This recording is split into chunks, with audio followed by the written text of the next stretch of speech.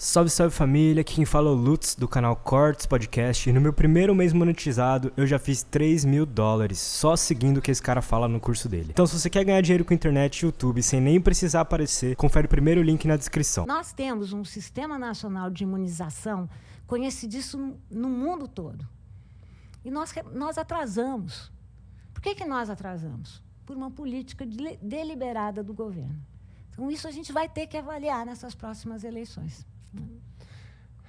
Vamos ter que avaliar, de fato. Ah, sim. Eu sei que segundo turno eu não voto. A verdade é essa. Porque assim... Você não vai votar? Eu não, Gente, segundo turno é o seguinte... Eu vou votar em quem vai pôr no meu cu? Eu não, deixa a sorte aí decidir isso aí. Você lembra, Monark? Não, presta atenção. Lembra, Monark, naquela época que a gente viajava de avião? A gente já nem lembra bem, né? Lembra daquela coisa que você levava uma mala, despachava a mala? Eu viajei nessas aeroporto. férias. Tô brincando com você. Mas lembra aquela época que você via comida em avião? Sim. O cara chegava para você e falava assim, você quer comer pasta ou carne? Não adianta você falar... Tudo bem, você pode não se alimentar. Mas não adianta você falar, eu quero peixe. É como, segundo turno, primeiro turno é menu completo. Segundo turno, na minha opinião, é menu restrito, cara. Se você não votar, você tem que votar no menos pior. Não, eu vou só deixar... Então agora eu vou te fazer uma provocação. Pode ir. Vamos lá. Tá o tempo todo. Eles estão disfarçando. Agora eu vou te fazer uma provocação. Peraí, né? Desde que a gente começou. Dória ou Bolsonaro no segundo turno? Olha, eu vou dizer, é pessoal e intransferível, né? Tá. Eu voto no Dória, de carteirinha. Acho que se fosse Dória e Bolsonaro, eu votava no Dória também. Todo mundo que não for o Bolsonaro, eu voto. Tá. Porque eu acho que nós tivemos 4 anos. Eu vou te falar o elemento fundamental. A fome voltou no Brasil. Nós tínhamos vencido a fome. A fome é uma coisa terrível, gente. E, sei lá, fico até emocionada falando isso. A fome voltou. Eu não voto nesse governo de jeito nenhum. Nós estamos falando do governo que teve os piores índices de desmatamento. Um governo que entregou para mineradoras e madeireiras reservas indígenas. Eu estive lá agora, fui viajar para lá. Toda noite sai um barco de madeireira apoiado pelo governo, de madeira apoiado pelo governo. Populações lá do Tapajós não podem pular na água por causa dos índices de mercúrio das mineradoras. Então, sabe, nós tivemos um ministro, Ricardo Salles, que agora é candidato, né, que quer se candidatar ao Senado por São Paulo, que falou no meio da Covid que era para mandar passar a boiada. Não pode, né, gente? Não dá. Então, eu acho assim, na minha opinião, Monark, você faz o que quiser, porque o voto é livre. Claro. Mas abstenção é como dizer... É que não tem como falar que o Lula é um mar de rosas também, tá ligado? É tipo, Olha, eu posso te falar muitas coisas que eu posso também são ruins, tá ligado? Eu escrevi um livro chamado Sobre o Autoritarismo Brasileiro, que foi considerado... Eu publiquei em 2019, em maio de 2019, foi considerada a primeira reação publicada à eleição do governo Jair Bolsonaro. E nesse livro eu falo que um dos grandes inimigos da República Brasileira é a corrupção. Sem e eu dúvida. falo do que aconteceu com o PT, com o mensalão, não dá para a gente não falar. Então, não acho que é um mar de rosas, mas o que eu vou comparar? Vamos lá ver os índices de educação no governo Lula e vamos lá ver os índices de saúde no governo Lula. Então, a gente vai ter que comparar... Essa comparação é meio, tipo, eu entendo. Era uma fase melhor do Brasil na época do governo Lula. Não só. No segundo governo Lula, eu concordo. No primeiro governo Lula, eu concordo. No segundo, não. Tá, mas, tipo, eu acho que a gente analisar só... É porque, por exemplo, pode-se dizer que a gente tem uma pandemia, né? E isso afetou, com certeza, qualquer governo no mundo inteiro de fazer qualquer política pública. Com certeza. Fora que a gente está num momento onde o Brasil está bem quebrado, financeiramente falando, né? A gente não está com caixa pra caralho para investir, que era o caso do Lula. Não o tempo todo. Mas ele teve um boom das commodities. E o FHC lá, também não teve sempre no momento de boom. Não, e mas veja o teve quanto que momento. o governo FHC empregou para a educação. O meu índice é aquele que o Igor falava, é quanto que vai para a educação. Esse governo tirou verba da educação. Isso não pode. Isso não pode. E não é a pandemia que explica tudo. Sabe? Vamos dizer que tem problema na área da saúde? Tem.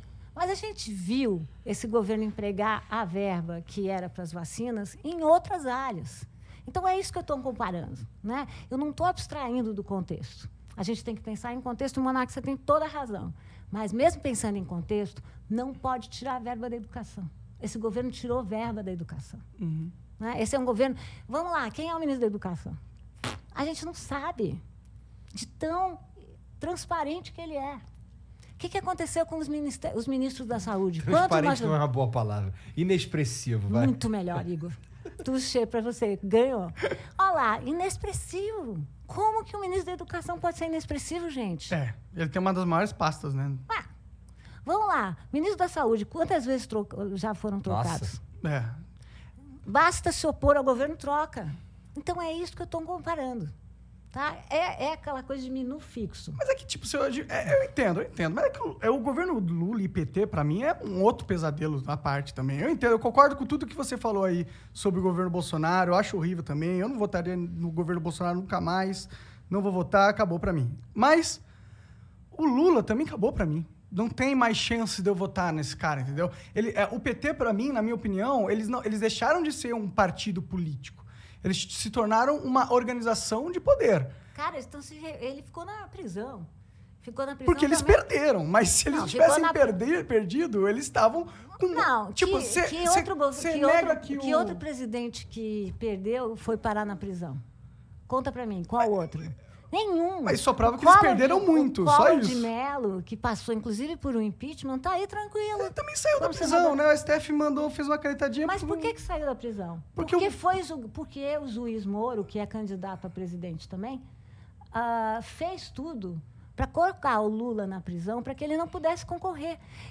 Mas não foram anuladas provas e paradas? Não, mas o processo de Atibaia foi claramente um processo ideológico. Ele não podia fazer isso. Um juiz não pode ideologizar o judiciário. Não pode conversar com as... E ao fazer isso, ao fugiu prender numa circunstância X, para que o Lula não pudesse competir, ele perdeu totalmente a sua moral.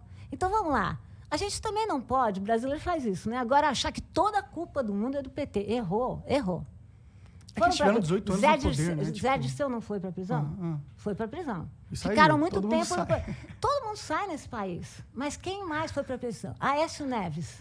Tudo comprovado. Cadê o Aécio na prisão? Não, tudo bem. O PT, com certeza, chegou no momento onde ele era o inimigo da vez. E eles se fuderam em 2015. E a gente tem que parar com isso, porque se a gente criar Mas por que eles viraram o inimigo da vez, tá ligado? Porque eles eram o inimigo da vez. Não tá só. Outros inimigos da vez. Por que o Collor de Mello passou por impeachment? Porque ele não fez o que a oligarquia quis? Não, porque ele fez um processo de corrupção tremendo. E por que Collor de Mello nunca foi para a prisão? Aécio Neves. Quantos processos você tem em cima do Aécio Neves?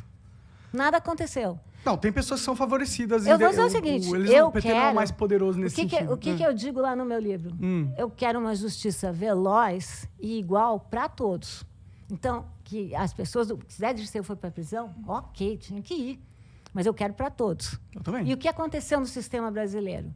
Colocaram só uns. E ao colocar só alguns e não outros... Mas colocaram o Eduardo da Cunha. Eduardo Cunha, sim. Ainda bem. Mas, ao julgar apenas alguns e não todos, a justiça se perde no Brasil. Esse sujeito chamado Sérgio Moro é um sujeito vendido. Até porque...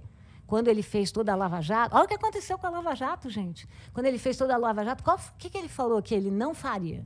Ele disse, eu não vou ser político. Ele falou isso? Falou. Falou. O que aconteceu logo depois, Monark? Virou ministro. Com passe certo, inclusive, para o Supremo Tribunal Federal. Não deu certo. Começou toda essa história aí da Lava Jato, esse movimento aí para prender o Lula e tudo mais... Eu lembro do Reinaldo Azevedo falando, esse cara vai virar político no futuro. Direto. Cara, direto. E é uma coisa meio messiânica. Não adianta. Você não constrói um aparelho inteiro só para pegar um grupo. Você tem que fazer Mas é que isso também não apaga o que o PT fez e todo o contexto. Eu escrevi no meu livro, está escrito, não apaga, não. Então, por isso que eu não voto mais neles, entendeu? Mas eu não você consigo, vai votar, tá ligado? Mas se você for se abster, é um direito seu. Eu vou defender até o final o seu direito de se abster, porque está na lei. Mas vou te dizer o que eu acho. É uma covardia. Depois você me fala.